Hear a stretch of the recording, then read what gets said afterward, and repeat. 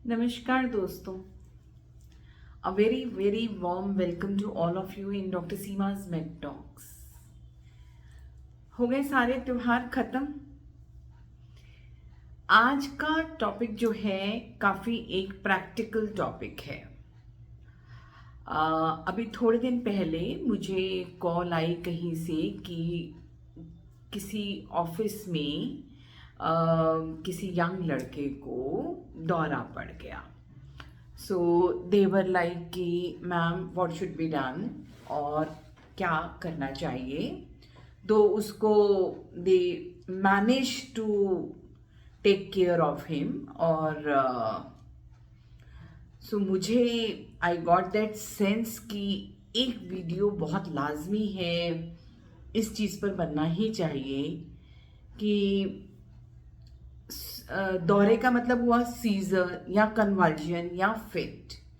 तो पहले तो क्या होता है कन्वर्जन, आप उसको किस तरीके से पहचान सकते हैं। जब अगर आप सामने हैं तो आप उसको किस तरीके से पहचान सकते हैं कि फलाने व्यक्ति को एक दौरा पड़ा है, और आप ऐसा क्या कर सकते हैं जो उसको बचा सकें उस हीट ऑफ द मोमेंट में, उस समय। हॉस्पिटल की हेल्प लेने से पहले या कोई मेडिकल हेल्प आपके पास आए उससे पहले आप ऐसा क्या कर सकते हैं जो आप उस व्यक्ति को बचा सकें, और ऐसी कौन सी सिचुएशंस हैं when you need to take the patient to the hospital, या आपको एम्बुलेंस बुलानी है या आपको हॉस्पिटल उस पेशेंट को फटाफट शिफ्ट करना है, और क्या आप उसको अपने घर में या अपने ऑफिस में या जो भी सिचुएशन है जहां पर उसको फिट पड़ा है वहां पर आप उसको सेव कर सकते हैं, और कर सकते हैं तो कैसे कर सकते हैं। तो फर्स्ट एंड फॉरमोस्ट चीज है कि व्हाट इज अ सीजर। इसको हम जनरल भाषा में सीजर बुलाते हैं। तो सीजर क्या होता है? सीजर बोला, कन्वल्जन्स बोला, फिट्स बोला, या हिंदी में दौरा पड़ना बोला। तो सीजर क्या होता है ना? तो आपकी ब्रेन में बहुत तरीके की इलेक्ट्रिकल एक्टिविटीज चलती हैं। जहां पर भी कोई इलेक्ट्रिकल एक्टिविटी डिसरप्शन हो जाती है या वो गड़बड़ा जाती है, वो ब्रेन की इलेक्ट्रिकल इम्पल्सेस तेजी से जा रहे हैं, what ever any kind of disruption in the electrical activity of the brain में लीड टू अ सीजर और अ कन्वल्जन और अ फिट। ठीक है? तो मतलब किसी भी तरीके की इलेक्ट्रिकल एक्टिविटी में अगर विघ्न पड़ता है आपके दिमाग में तो आपको सीजर पड़ सकता है। अब सवाल उठता है कि सीजर के कॉजेज क्या है। तो मेजर कॉज है एपिलेप्सी, सबसे मोस्ट इंपॉर्टेंट कॉमन कॉज है एपिलेप्सी। उसके अलावा क्या कॉज है कि एक व्यक्ति सीजर में जा सकता है या किसी व्यक्ति को दौरा पड़ सकता है। तो अगर तो अल्कोहल पॉइजनिंग हुई है, बहुत ज्यादा अल्कोहल लिया है, तो हो सकता है। अगर कोई दवा, कोई ड्रग एब्यूज यानी कि कुछ ड्रग्स इस तरीके के ले रहे हो, गलत चीजें ले रहे हो, तो उससे सीजर आ सकता है। अगर आप डायबिटिक हैं और आपके शुगर लेवल्स बहुत ज़्यादा गिर गए हैं, आप हाइपोग्लाइसीमिया में चले गए हैं, यानी कि 70 या उससे नीचे आपके शुगर लेवल जा चुके हैं, तो भी you can present as a seizure. आपको एक दौरा पड़ सकता है, हाइपोग्लाइसीमिक सीजर आ सकता है। अगर आपको कोई हेड इंजरी हुई है तो आपको सीजर आ सकता है, यानी कि कोई एक्सीडेंट हुआ और एक्सीडेंट में हेड इंजरी होती है तो एक दौरा पड़ सकता है। या फिर अगर आपके ब्रेन में ऑक्सीजन नहीं जा पा रहा, उसका कोई भी रीजन हो सकता है, वॉट एवर द कॉज में भी, तो भी एक व्यक्ति को दौरा पड़ सकता है। तो ये मेजर कॉजेज हो सकते हैं। आपको या तो मालूम है कि फला व्यक्ति को पहले से सीजर्स आते हैं, तो आपको मालूम है कि वो एपिलेप्सी का पेशेंट है। या अगर आपको मालूम है कि वो डायबिटिक है, तो आपको ये जानकारी पता चल जाए कि इसने आज कुछ नहीं खाया था, या अगर आप इमीडिएटली शुगर्स चेक करके देख लेते हैं तो आपको पता चल जाएगा कि मरीज हाइपोग्लाइसीमिया में गया है, जिसके चलते उसको ये सीजर आया है। है ना। या अगर आपको पता है कि ये व्यक्ति दारू पीता है या बहुत ज़्यादा अल्कोहल लेता है, तो कहीं ना कहीं अल्कोहल पॉइजनिंग हुई। या ऑब्वियसली अगर आपके सामने किसी को चोट लगी है, किसी का एक्सीडेंट हुआ है, किसी की हेड इंजरी हुई है, तो ये आपके सामने चीज़ है। अब सवाल उठता है कि आपको इन सब बातों के बारे में कोई जानकारी नहीं है, आपको नहीं पता वो डायबिटिक है कि नहीं है, आपको नहीं पता उसको पहले से फिट्स पड़ते हैं कि नहीं पड़ते।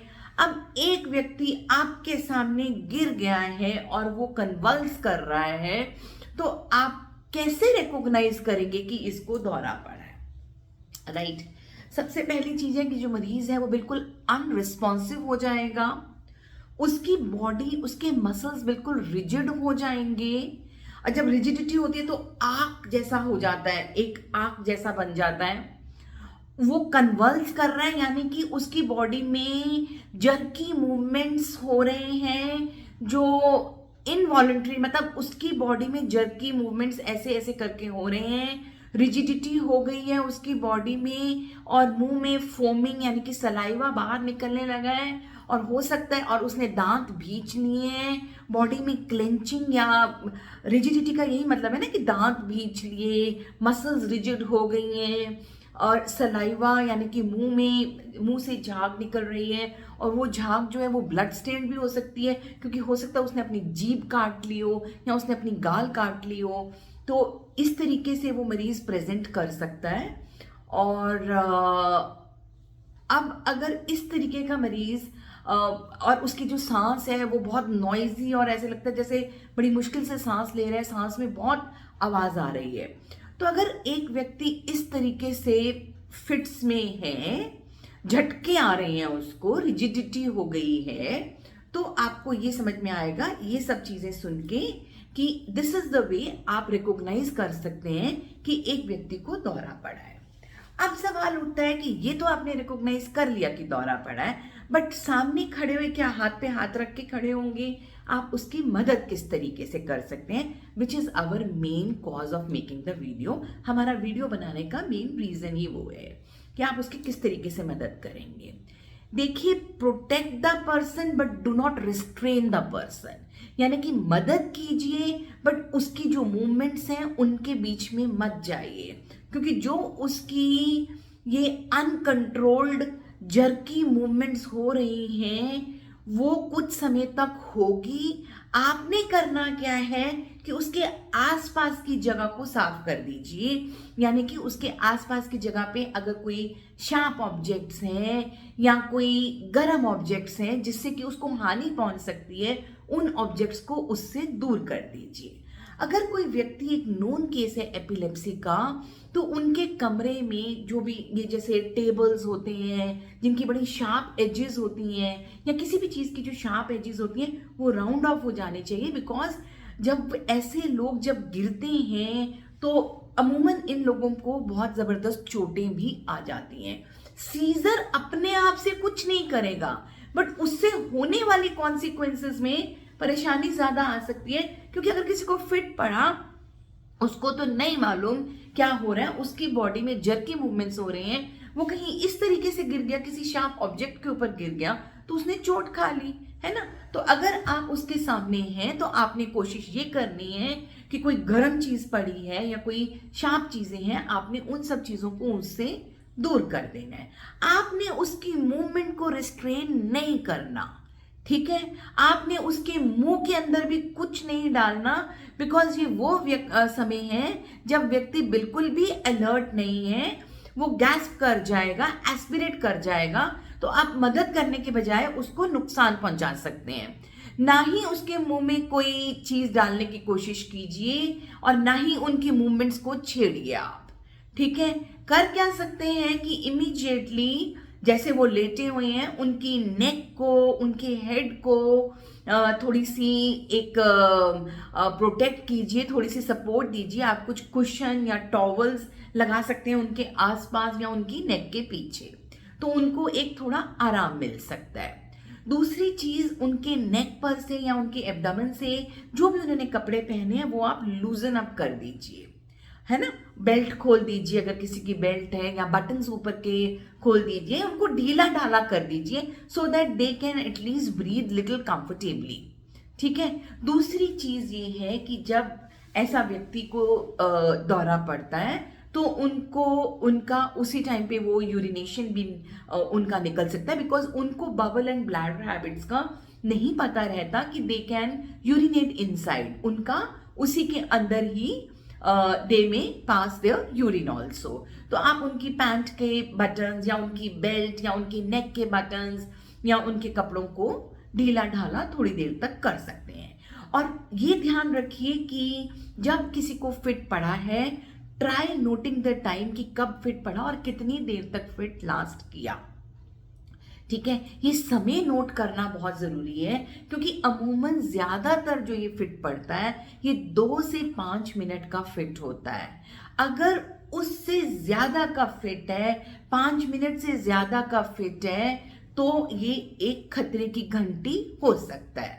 तो फिट के बाद इमीडिएटली बाद जब पेशेंट रीगेन करता है अपनी कॉन्शियसनेस, तो भी वो पूरी तरीके से कॉन्शियस नहीं होता है, डिजी होता है, थोड़ा बहका बहका सा होता है, थोड़ा सा थक, बहुत ज़्यादा टायर्डनेस होती है। एंड मोस्टली ये सारे लोग डीप स्लीप में चले जाते हैं जगने के बाद। तो इनको उस टाइम पर डिस्टर्ब करना इज नॉट राइट। ना ही उस टाइम पर इनको कुछ खाने को देना है, ना ही कुछ पीने को देना है, बिकॉज ये एस्पिरेट कर सकते हैं, उनके रेस्पिरेटरी मसल्स भी उस टाइम पर रिजिड हुए हुए हैं। तो ये चीज मान के चलिए कि आपको ऐसा कुछ नहीं करना।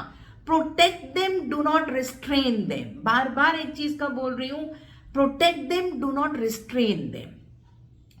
अब क्या होता है कि वो डीप स्लीप में जाएगा, थोड़ी देर में उठेगा एंड ही और शी विल बिकम नॉर्मल। अब वो कौन सा समय है, वो ऐसे कौन से पेशेंट्स हैं जिनको कि इमीडिएटली हॉस्पिटलाइज करना, इमीडिएटली हॉस्पिटल में ले जाना या एम्बुलेंस बुलाना जरूरी है। ये वो वाले मरीज हैं जिनको पहली बार दौरा पड़ा है, जिनकी कोई हिस्ट्री नहीं है दौरा पड़ने की। अब सवाल उठता है कि आपके सामने तो इस व्यक्ति को पहली बार पड़ा है, तो आपके लिए वो मरीज हॉस्पिटल ले जाने लायक है। अगर आपके सामने किसी को पहली बार दौरा पड़ा है तो better take the person to the hospital if you are liable. अगर आप वहां पर एक रिस्पॉन्सिबल व्यक्ति हैं तो एक बार उनको हॉस्पिटल में लेके जाना अनिवार्य है। या अगर किसी को दौरा एक बार पड़ा, मैंने बोला टाइम नोट कीजिए 2 से 5 मिनट का। अगर 5 मिनट से ऊपर का दौरा पड़ रहा है तो immediately take the patient to the hospital. अगर पेशेंट को एक के बाद दूसरा, दूसरे के बाद तीसरा दौरा पड़ता जा रहा है एंड ही और she fails to regain consciousness, यानी कि उनको बारंबार दौरे पड़ रहे हैं और वो अपने होश में बिल्कुल भी नहीं आ पा रहे, तो आप उनको इमीडिएटली हॉस्पिटल लेके जाएं। या किसी व्यक्ति को दौरे के दौरान बहुत जबरदस्त चोट लग गई है तो आप उनको हॉस्पिटल लेके जाएं। या किसी व्यक्ति की अगर आपने चेक की कि शुगर लेवल्स बहुत कम हैं तो घर पर उनको शुगर दीजिए। वो मैंने पिछले वीडियोस में बात करी है, उसकी बात आज नहीं करूंगी। तो उनको शुगर दीजिए। अगर आपसे नहीं बन पाता तो आप उनको इमीडिएटली हॉस्पिटल लेके जाइए या इमरजेंसी नंबर कॉल करके एम्बुलेंस बुलाइए। अब अगर एक व्यक्ति को दौरा पड़ा, 2 या 3 मिनट का दौरा हुआ, जर्की मूवमेंट्स हुई, सब कुछ हुआ, लेकिन उसके बाद वो कॉन्शियस में आ गया है, तो आपका सबसे पहला काम है उनका एयरवे चेक करना। आप उनका एयरवे मुंह ऊंचा उठा के ठोड़ी नीचे करके उनका एयरवे चेक करेंगे कि एयरवे में कुछ फंसा तो नहीं है। अगर फंसा है तो आप उसको निकालेंगे और आप उनकी ब्रीदिंग चेक करेंगे कि ये व्यक्ति नॉर्मल ब्रीथ कर रहा है या नहीं कर रहा। अगर वो नॉर्मल ब्रीथ कर रहा है, एयरवे क्लियर है, तो आप उनको एक सुविधाजनक पोजीशन में डाल देंगे, यानी कि उनको करवट पे लिटा देंगे, एक करवट पे लिटा देंगे, जिससे कि अगर उनके मुंह में कोई सलाइवा है या कोई भी चीज है, वो एक करवट में एक साइड पे अगर आप उनको लिटा देंगे तो वो उनके मुंह से ड्रूल कर जाएगा और वो एस्पिरेट नहीं करेंगे, अंदर नहीं उसको लेके जाएंगे। तो ये उस व्यक्ति के लिए बहुत हेल्पफुल हो जाएगा। तो आई थिंक आज का वीडियो बहुत प्रैक्टिकल है, बहुत इंपॉर्टेंट है कि सारी बातों पे ध्यान दिया जाए और एक सीजर के व्यक्ति को किस तरीके से पहचानो, सीजर क्या होता है और क्या आप बेस्ट उनके लिए कर सकते हैं। तो ठीक है, वीडियो अच्छा लगे तो प्लीज मेरे चैनल को लाइक, सब्सक्राइब और शेयर कीजिए। आपकी दोस्त डॉक्टर सीमा हमेशा आपके साथ।